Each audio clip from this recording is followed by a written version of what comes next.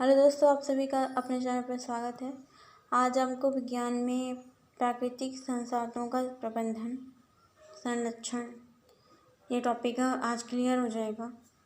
देखिए, आपको यहाँ पर MCQ मतलब कि जितने भी multiple choice question previous year में आए हुए हैं, तो DLED का जो थर्ड सेमेस्टर है उसमें से काफ़ी टॉपिक क्लियर कराए जा चुके हैं। आप पहले की जो वीडियो हैं उनको भी देख लीजिए, और यहाँ से भी अपना टॉपिक क्लियर हो जाता है, तो आपको यहाँ से पढ़ लेने में कोई प्रॉब्लम नहीं होनी चाहिए। थोड़े टाइम का आपका वीडियो होता है, आपको देख लेना है और बस आपकी तैयारी उतने में कंप्लीट हो जाएगी। तो क्या आपको हर क्वेश्चन का आंसर मिल जाता है जैसे कि आप पढ़ते हैं? तो हाँ, आपको यहाँ पर ऐसे ऐसे क्वेश्चंस जो हैं करवा दिए जाएंगे जो आपके परीक्षा के लिए बहुत ही हेल्पफुल होंगे। तो देखते हैं, आज स्टार्ट करते हैं प्राकृतिक संसाधनों का प्रबंधन। पहले आप जान लीजिए कि प्राकृतिक संसाधन का प्रबंधन या फिर संरक्षण कैसे किया जाता है और किस तरह किया जाता है, और ये मतलब कैसे संभव है। क्या ऐसा कुछ कभी हुआ है, मतलब अभी हो रहा है इस टाइम की कुछ नहीं हुआ है, इन सभी के बारे में आज चर्चा करेंगे। तो चलते हैं आज। और अभी तक आपने भी चैनल नहीं सब्सक्राइब किया है तो वो लोग चैनल सब्सक्राइब कर लें, और पूरी वीडियो आपको हेल्पफुल लगे तो लाइक ज़रूर कीजिएगा। तो चलिए आज का सेशन यहीं से स्टार्ट करते हैं।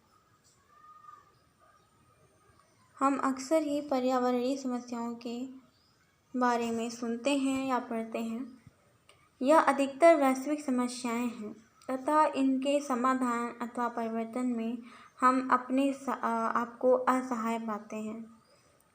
इनके लिए अनेक अंतर्राष्ट्रीय कानून एवं विनियमन हैं। हमारे देश में भी पर्यावरण संरक्षण हेतु अनेक कानून हैं। अनेक राष्ट्रीय एवं अंतर्राष्ट्रीय संगठन भी पर्यावरण संरक्षण हेतु कार्य कर रहे हैं।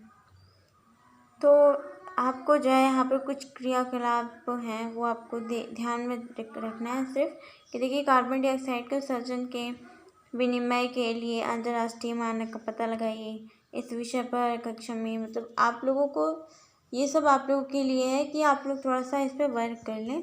और बस चलिए आगे देख लेते हैं। संसाधनों के अविवेकपूर्ण दोहन निःशेषण से उत्पन्न समस्याओं के विषय में जागरूकता हमारे समाज में अपेक्षाकृत एक नया आयाम है। चलिए आपको इसी बारे में एक विशेष बात बता देते हैं। विशेष बात वो इस प्रकार है कि किसी ने कुछ कहा है और वो बहुत ही सही कहा है, शायद आप सभी को पता है। चलिए आज उसी महापुरुष की बात को याद करते हैं। उन महापुरुष हैं महात्मा गांधी। तो महात्मा गांधी जी ने ये कहा कि हमारे प्रकृति में जो संसाधन है वो पर्याप्त मात्रा में है, तो हमें सोच समझ के इनका इस्तेमाल करना चाहिए। तो ये बात सर्वथा सत्य है। आप सभी जो वस्तुएं जो सामान है उनका अच्छे से इस्तेमाल कीजिए, उनको नष्ट ना कीजिए और बेकार भी ना कीजिए। उन्हीं के संसाधनों का संरक्षण, वही हम टॉपिक क्लियर आज यहाँ पर कर लेंगे कि कैसे हम उनका जो है संरक्षण कर सकते हैं। जब यह जागरूकता बढ़ती है तो कुछ ना कुछ कदम भी उठाए जाते हैं। जैसे कि आपने जो है अभी तो आपको बहुत ही स्वच्छता अभियान है ना, तो इस टॉपिक को आप लोग बहुत बार सुनते आते हैं जब से हमारे प्रधानमंत्री श्री नरेंद्र मोदी जी बने हैं। तो आप जो है स्वच्छता अभियान है ना, तो ये सब आप बहुत सुनते आ रहे हैं। तो वहीं से आपका एक उन्होंने प्रयास काफ़ी किया है। आपने गंगा सफाई योजना के विषय में अवश्य ही सुना।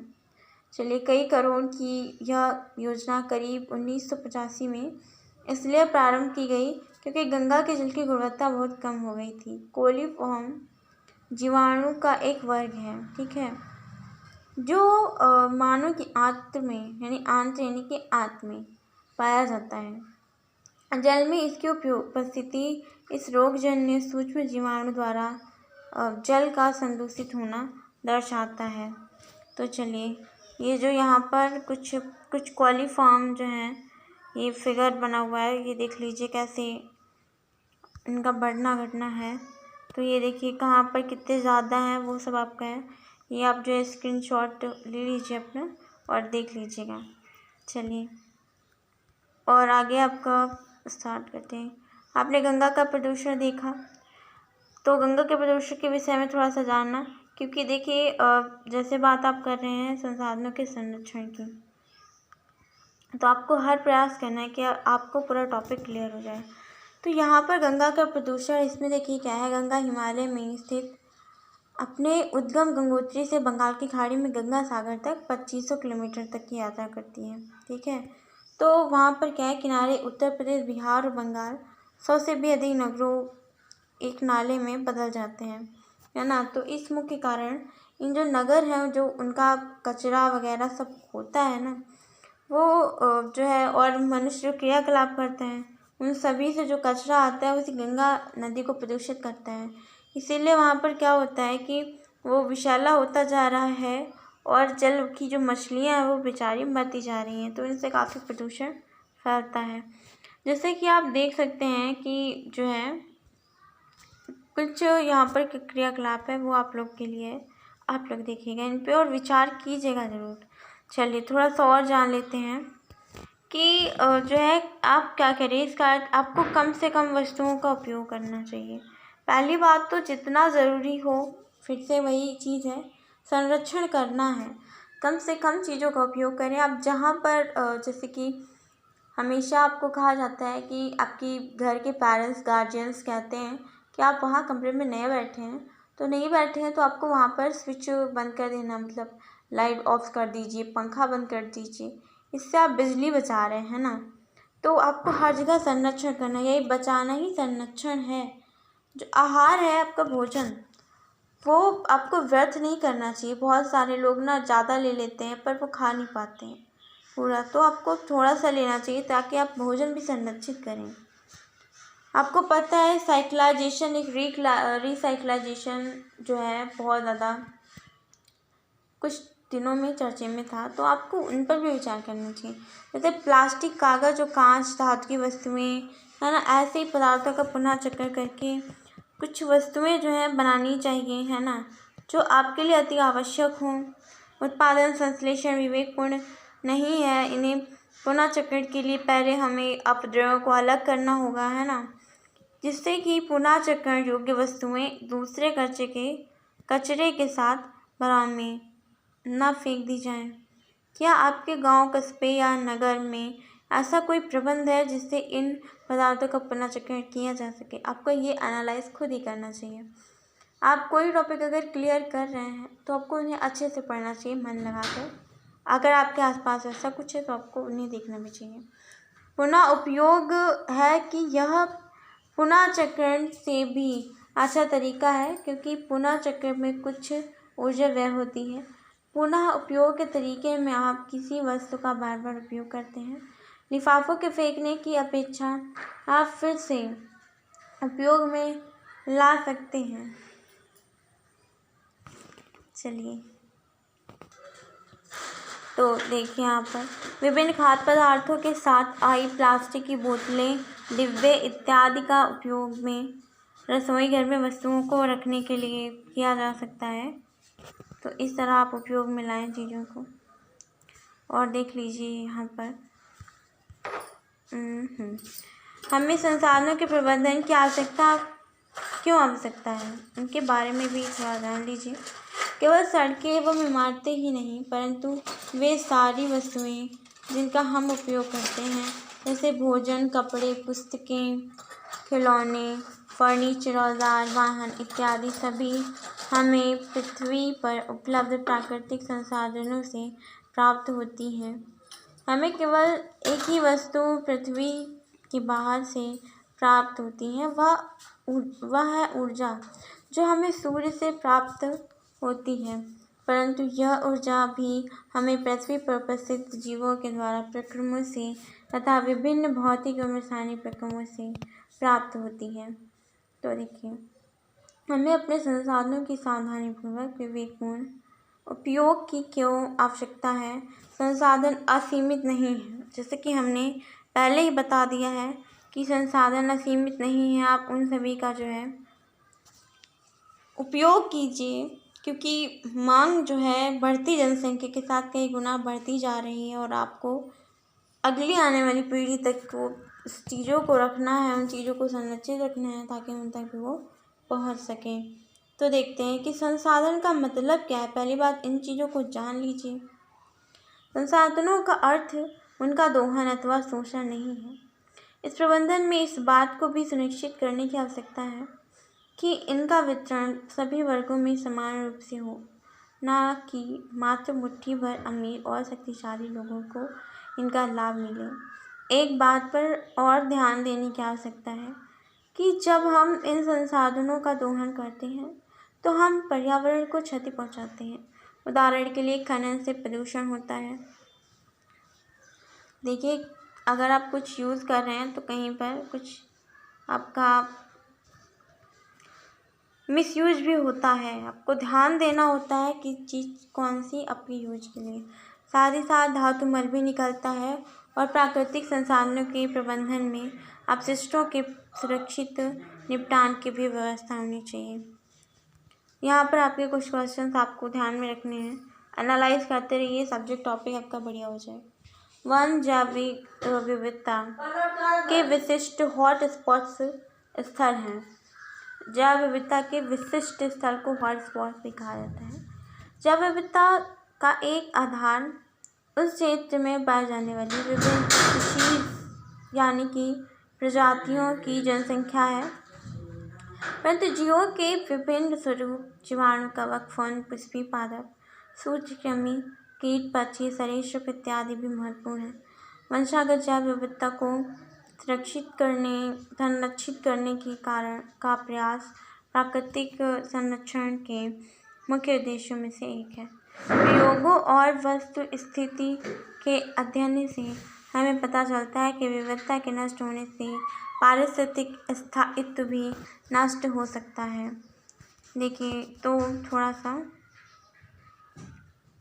यहाँ पर इम्पोर्टेंट देखिए, चीज़ों को जो है क्या है, हर चीज़ों का अपना एक बैलेंस है। जैसे कि आपके घर में बड़े हैं, फिर आप लोग छोटे हैं, तो बड़े लोग आपको समझाते, अगर बड़े लोग ही ना हो तो आप लोग को अच्छा बुरा कौन समझाएगा। उसी तरह से हर चीज़ का एक बैलेंस है और सभी चीज़ों का अपनी जगह है, तो उन्हें होना ही चाहिए। तो आप लोगों को ध्यान रखना है इन सभी बातों का। उद्योगपति जो तेंदुपत्ती का उपयोग बीड़ी बनाने से लेकर कागज मिल तक विभिन्न उत्पादों का उपयोग करते हैं, परंतु वे वनों की किसी भी एक क्षेत्र पर निर्भर नहीं करते। वन्य जीवन एवं प्रकृति प्रेमी जो प्रकृति का संरक्षण उसकी आद्य अवस्था में करना चाहते हैं। आइए देखें कि प्रत्येक समूह की वन आवश्यकताएं क्या हैं अथवा वन से उन्हें क्या प्राप्त होता है। देखिए, अगर हम किसी चीज़ को संरक्षित मतलब किसी चीज़ को लाभ पहुंचाना चाहते हैं तो पहली बात तो आप उसके बारे में पूरा जानें, पूरा परखें हम क्या करने जा रहे हैं हम और वो क्या चीज़ है। तो आपको संसाधनों की, प्रकृति संसाधनों की सुरक्षा और संरक्षण करना है तो उनके बारे में तो आपको अच्छे से जानना ही पड़ेगा। तो प्राकृतिक के संरक्षण में आपका वन आता है। वन को देखते हैं, इसमें क्या क्या आपको मिलता है। देखिए, पहली बात तो वहाँ पर लकड़ी मिलती है ईंधन के लिए, है कि नहीं, और छाजन की काफ़ी मात्रा में, है ना, लकड़ियाँ एवं छाजन की काफ़ी मात्रा में आवश्यकता होती है ईंधन के लिए। और बाँस का उपयोग झोपड़ी जैसे बनाने के लिए, भोजन एकत्र करना, भंडारण के लिए, है ना, ये सब होती है। तो खेती के औजार, मछली पकड़ने का शिकार औजार मुख्यतः लकड़ी के बने होते हैं। इसके अतिरिक्त वन मछली पकड़ने एवं शिकार स्थल भी होते हैं। विभिन्न व्यक्ति फल, नट्स, औषधि एकत्र करने के साथ साथ अपने पशुओं को वन में चराते हैं अथवा उनका चारा वनों से एकत्र करते हैं। क्या आप सोच सकते हैं कि वन संपदा का इस प्रकार उपयोग करने से इन संसाधनों का ह्रास हो जाएगा। ये मत भूलिए कि अंग्रेज़ों के भारत में आने से पहले लोग इन्हीं वनों में शताब्दियों से रह रहे थे। अंग्रेज़ों के वनों का नियंत्रण अपने हाथ में ले लिया और उन्होंने पहले यहाँ के मूल निवासियों ने ऐसी विधियों का विकास किया जिसमें संपोषण भी होता रहे। अंग्रेजों ने न केवल वनों पर आधिपत्य जमाया वरन अपने स्वार्थ के लिए उनका निर्ममता से दोहन भी किया। तो काफ़ी चीज़ें हैं कि वनों का काफ़ी नुकसान हुआ उस टाइम में। यहाँ के मूल निवासियों को सीमित क्षेत्र में रहने के लिए मजबूर कर दिया गया। वन संसाधनों का किसी सीमा तक अत्यधिक दोहन भी प्रारंभ हो गया। स्वतंत्रता के बाद वन विभाग ने अंग्रेजों से वनों का नियंत्रण तो अपने हाथों में ले लिया, परंतु प्रबंधन व्यवहार में स्थानीय लोगों की आवश्यकता एवं ज्ञान की उपेक्षा होती रही। अतः वनों के बहुत बड़े क्षेत्र एक ही प्रकार के वृक्षों जैसे कि पाइन यानी कि चीड़, टीक अथवा यूकेलिप्टस के वनों में परिवर्तित हो गए। इन वृक्षों को उगाने के लिए सर्वप्रथम सारे क्षेत्र में अन्य सभी पौधों को हटा दिया गया, जिससे क्षेत्र की जैव विविधता बड़े स्तर पर नष्ट हो गई।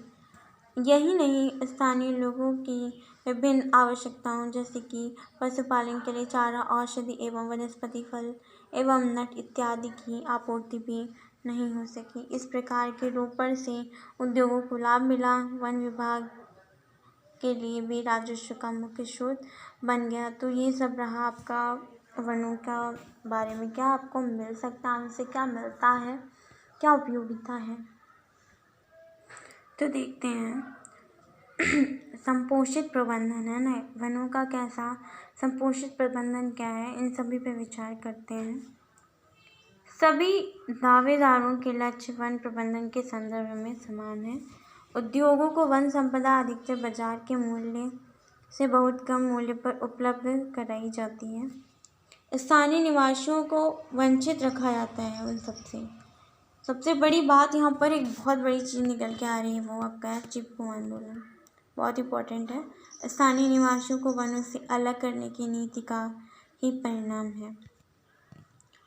देखिए वहाँ पर क्या हुआ था, एक चिपको आंदोलन हुआ था। इससे रिलेटेड बहुत इंपॉर्टेंट टॉपिक्स पे जो ये है, और इस पर बहुत ज़्यादा क्वेश्चन बनते हैं।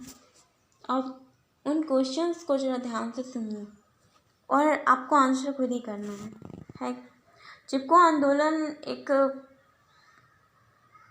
एक आंदोलन है। इस वन जीवन के लिए, वन संरक्षण के लिए, जिसे सुंदरलाल बहुगुणा ने अपने नेतृत्व में किया था।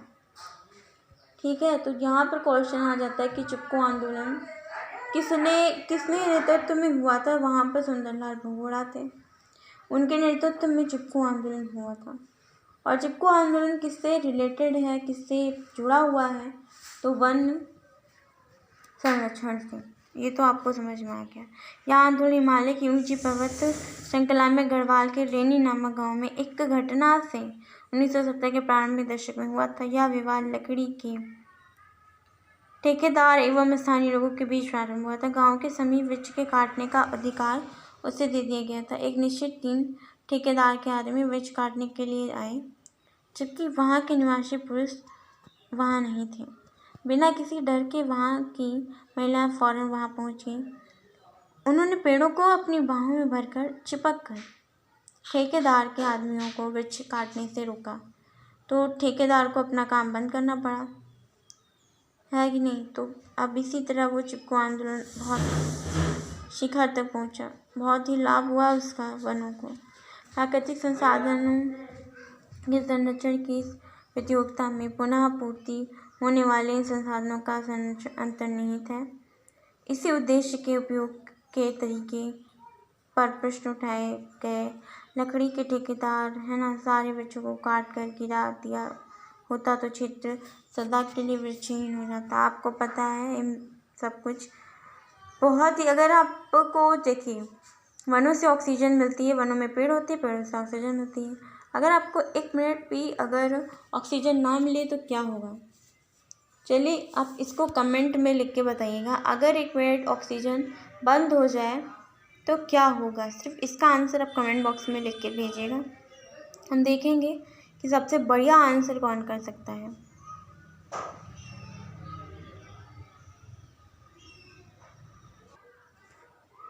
तो चलिए, अब हमने अभी तक बात कर ली अपने जो है वन संरक्षण। अब थोड़ा जल के बारे में बात कर लेते हैं। जो इम्पोर्टेंट है वही चीज़ यहाँ पर डिस्कस आपको करवाई जा रही है। तो जल संभल प्रबंधन में मिट्टी एवं जल संरक्षण पर जोर दिया गया जाता है, जिसमें कि जल मात्रा उत्पादन में वृद्धि हो सके। इसका प्रमुख उद्देश्य भूमि एवं जल के प्राथमिक स्रोतों का विकास, द्वितीयक संसाधन, पौधों एवं जंतुओं का उत्पादन इस प्रकार करना जिसमें कि पारिस्थितिक असंतुलन पैदा न हो।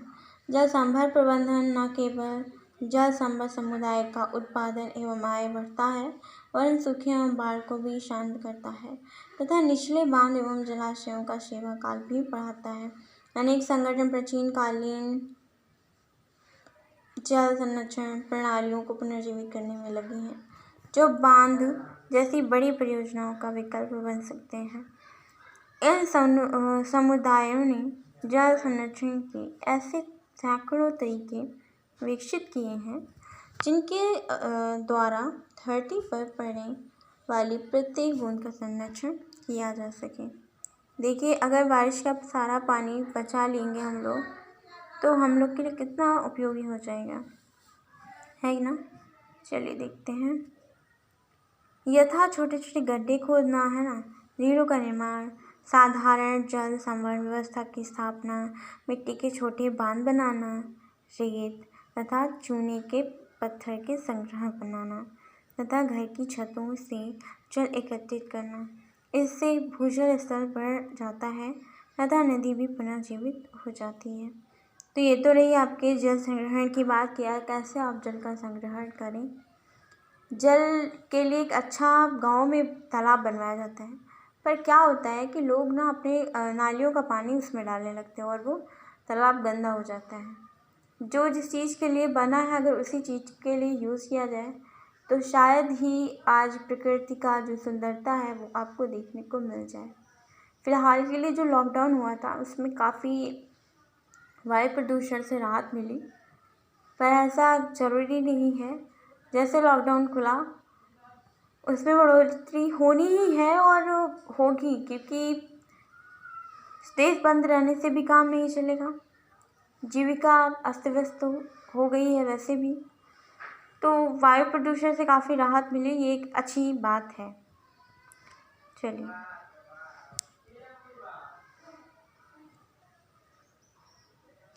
तो चलिए थोड़ा सा और देख लेते हैं कि भारत में बहुत सी संकल्पना है वाटर हार्वेस्टिंग के लिए, तो कैसे कैसे इनका यूज़ है वो भी देख लेते हैं।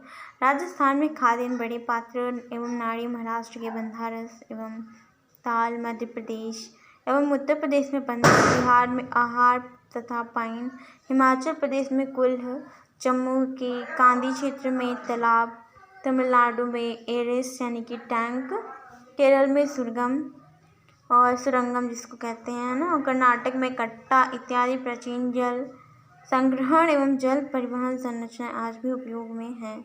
उदाहरण के लिए जल संग्रहण तकनीक स्थानीय होती है अतः इसका लाभ भी स्थानीय सीमित क्षेत्र को होता है। स्थानीय निवासियों को जल संरक्षण का नियंत्रण देने से इन संसाधनों के अकुशल प्रबंधन, अतिदोहन कम होते हैं अथवा पूर्णतः समाप्त हो सकते हैं। तो ये तो व्यवस्था आपके जल संग्रहण की है कि आप कैसे जल संरक्षित कर सकते हैं। प्रयासरत हमेशा हमें रहना चाहिए, हमें हमारी प्रकृति को सुंदर और अति सुंदर बनाए रखने में काफ़ी मदद करनी है। तो चलिए